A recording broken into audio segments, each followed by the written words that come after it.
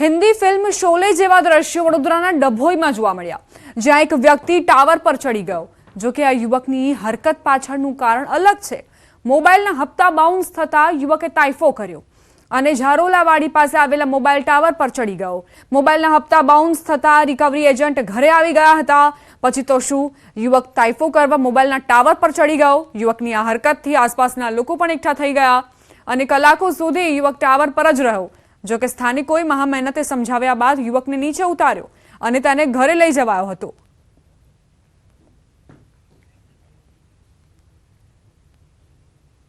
सूरत जिला में पसार थता नेशनल हाईवे नंबर 48 पर ट्राफिक जाम की स्थिति। ट्राफिक जामना आकाशी दृश्यों सामे आव्या। अमदावाद मुंबई नेशनल हाईवे पर मोटी नरोली गाम पास 12 થી 15 किलोमीटर लांबो ट्राफिक जाम सर्जायो। छेल्ला 12 कलाक की ट्राफिक जाम सर्जाता वाहन चालको परेशान। नेशनल हाईवे पर कीम नदीना ओवरब्रिजनी मेंटेनन्स कामगीरी ने लईने ट्राफिक जामनी स्थिति। नेशनल हाईवे विभागनी कामगीरीने कारणे वाहन चालको अटवाया। वाहनों रोंग साइड में न घुसे ते माटे दरेक कट पर पोलीस तैनात छे।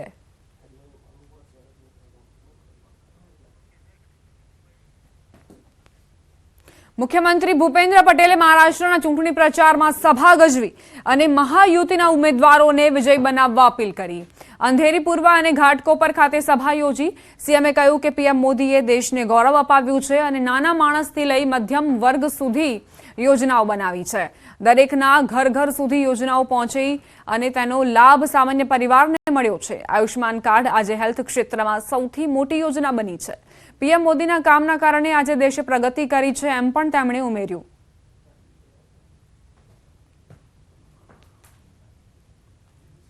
एक 20મી તારીખે महायुतिना જેટલા ઉમેદવાર છે એ બધાને બહુમતીથી જીતાડીએ।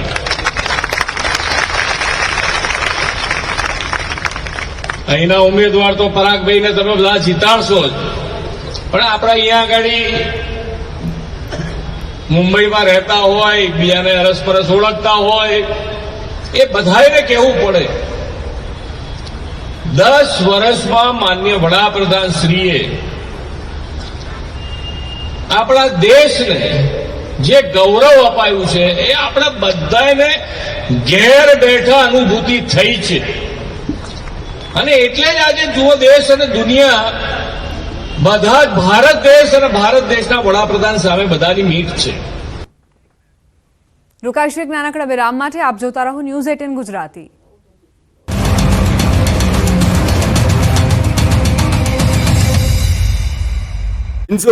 ગુજરાતીઓ હવે સ્વેટર, જેકેટ સહિતના ગરમ કપડાં કાઢી રાખજો। હવે કોલ્ડ વેવ અને હાડ થીજવી નાખતી ઠંડી માટે તૈયાર થઈ જજો। આગામી 3 દિવસ બાદ રાજ્યમાં કાતિલ ઠંડીનું મોજું ફરી વળશે। નવેમ્બર મહિનો અડધો પૂરો થઈ ગયો છે, છતાં હાલમાં ગુજરાતમાં શિયાળાની રાહ જોવાઈ રહી છે। મોટાભાગના શહેરોમાં ગુલાબી ઠંડીનો જ અહેસાસ થઈ રહ્યો છે। તાપમાનનો પારો 14.8 ડિગ્રીથી નીચે ઉતર્યો જ નથી, ત્યારે હવામાન વિભાગે 3 દિવસ પછીથી કડકડતી ઠંડીની આગાહી કરી છે। આગાહી અનુસાર રાજ્યમાં આગામી 19 નવેમ્બરથી હાડ ગગડાવતી ઠંડીની અસર જોવા મળશે। ઉત્તર ભારતમાં હિમવર્ષા થતા ગુજરાતમાં પવનની દિશા બદલાઈ ગઈ છે। ઉત્તર પૂર્વના પવનના લીધે ઠંડીમાં વધારો થશે, જેની અસર 3 દિવસ બાદ જોવા મળશે। ઠંડીનો ચમકારો વધશે। 3 દિવસ બાદ અસલ શિયાળાની ઠંડી શરૂ થશે। જો કે ડિસેમ્બરમાં હાડ થીજવતી ઠંડી પડશે। ઉત્તર ભારતમાં હિમવર્ષાના પગલે હવે ઠંડી ભૂક્કા બોલાવશે, એટલે સ્વેટર કાઢી રાખજો। તો અંબાલાલ પટેલે આગાહી કરી છે કે 23, 24, 25 નવેમ્બરે મજબૂત પશ્ચિમી વિક્ષેપ આવવાની શક્યતા છે। પશ્ચિમી વિક્ષેપના કારણે ન્યૂનતમ મહત્તમ તાપમાન ઘટવાની શક્યતા છે। હાલમાં સાંજે, રાત્રે અને સવારે ઠંડીનો અહેસાસ થઈ રહ્યો છે। જો કે દિવસે સૂરજ માથે ચડતા ગરમીનો અહેસાસ થઈ રહ્યો છે। સૌથી ઓછું તાપમાન ગાંધીનગરમાં 14.8 ડિગ્રી નોંધાયું। आने वाले दिन में 2 से 3 डिग्री सेंटीग्रेड डाउन होने का पूर्वानुमान दिया गया है। કોડીનાર યાર્ડમાં ખેડૂતોએ ખરીદીને લઈને ટકટક કરી હતી। ગીર સોમનાથના કોડીનાર માર્કેટ યાર્ડમાં ખેડૂતોએ હોબાળો કર્યો। મગફળીની ખરીદીમાં ટેકાના ભાવે ખરીદી કરવાની માંગ સાથે હોબાળો કર્યો। ખેડૂતોએ જીદ કરી મગફળીની હરાજી બંધ કરાવી। આ મુદ્દે યાર્ડ સત્તાધીશોએ જણાવ્યું હતું કે હાલ 1000 થી 1215 રૂપિયા સુધી મગફળીના ભાવ યાર્ડમાં મળે છે। ખેડૂતો દ્વારા સરકારના ટેકાના ભાવ મુજબ ₹1356 અનુસાર હરાજી કરવા માંગ કરાઈ છે. ખેડૂતોએ રોષની સાથે હરાજી બંધ કરાવી વિરોધ કર્યો હતો. ખેડૂતોએ યાર્ડના ગેટ ઉપર પહોંચી રસ્તો બંધ કરી વિરોધ નોંધાવ્યો હતો. ખેડૂતોએ યાર્ડને માથે લેતા વેપારને અસર પહોંચી હતી. કલાકો સુધી વેપારીઓ અને અન્ય ખેડૂતો હેરાન થયા હતા. નોટબંધી સમયે આપણે આવી લાઈનો બેંકોની બહાર જોઈ હતી અને હવે આવી લાઈન ખેડૂતોએ ખાતર માટે લગાવી છે.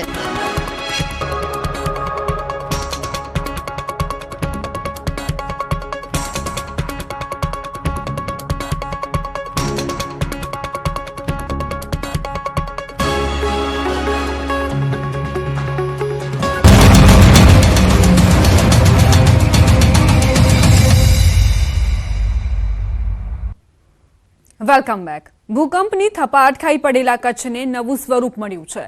આફતને અવસરમાં ફેરવી પીએમ મોદીએ કચ્છનો ખમીરવંતો વિકાસ કર્યો છે. કચ્છ આજે પરંપરાગત લોક સંસ્કૃતિની વિરાસત અને આધુનિકતાના સંગમ સાથે આત્મનિર્ભર બન્યું છે.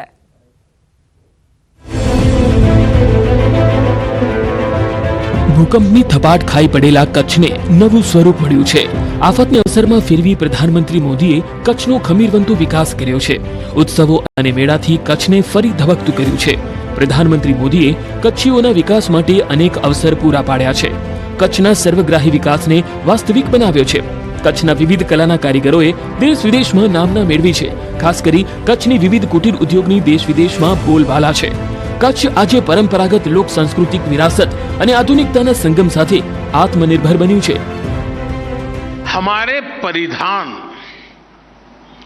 हमारा पहनावा हमारी पहचान से जुड़ा रहा है.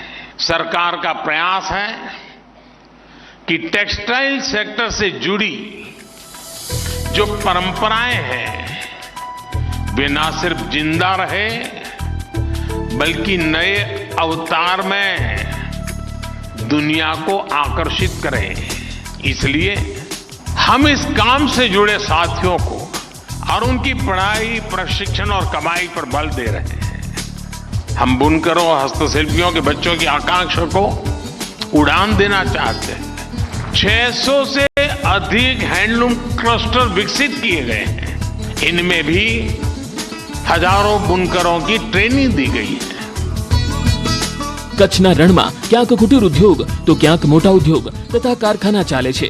કચ્છની હસ્તકલા ભરત ગૂંથણની આખી દુનિયા દીવાની છે.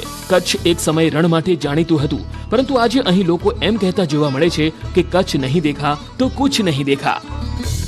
મોટી મોટી ડિઝાઇનર કોલેજમાં પણ શીખવાડવા માટે ગયેલી છું. જે એ લોકો મને ઇન્વાઇટ કરે છે કોલેજ તરફથી, તો એ લોકોને મોતી વર્ક શું છે અને કઈ રીતનું કામ થાય છે એ બધું શીખવાડવા માટે ત્યાં બી કર્યા છે. અને અમુક ડિઝાઇનો અમારી રીતે સેલ કરવા માટે ગવર્મેન્ટ જે અલગ અલગ એક્ઝિબિશનો ગોઠવે છે, તો હરેક જગ્યાએ એક્ઝિબિશન પણ કર્યા છે. મોતીનું કામ છે એ થોડુંક ઝીણું કામ છે, કેમ કે અમે જે કંઈ કઢાવીએ છીએ બહુ ઝીણા મોતીથી બનાવેલી વસ્તુ છે. તો લોકોને આ વસ્તુ જોવાથી બહુ અતિશય ગમે છે. એમ લોકો અમને સપોર્ટ પણ કરે છે.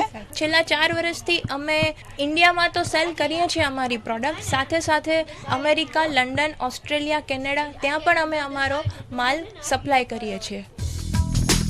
કચ્છમાં ઉદ્યોગોની સાથે પરંપરાગત કળાઓને સાચવવા મુખ્યમંત્રી ભૂપેન્દ્ર પટેલના નેતૃત્વવાળી રાજ્ય સરકાર તેમજ પીએમ મોદીના માર્ગદર્શન હેઠળ કેન્દ્ર સરકાર કામગીરી કરી રહી છે. ખાસ કરીને કચ્છના કુટીર ઉદ્યોગ કે જેમાં રોગાન આર્ટ, કચ્છી હસ્તશાલ વણાટ, બાંધણી ઉદ્યોગ, કોપરબેલ ઉદ્યોગ તેમજ હેન્ડમેડ એમ્બ્રોઇડરી તેમજ ભરતકામ વર્કની પર્સ બનાવવા સહિતની તમામ કળાઓને યોગ્ય પ્લેટફોર્મ આપવા સરકાર વિવિધ યોજના તેમજ મેળાઓનું આયોજન કરે છે.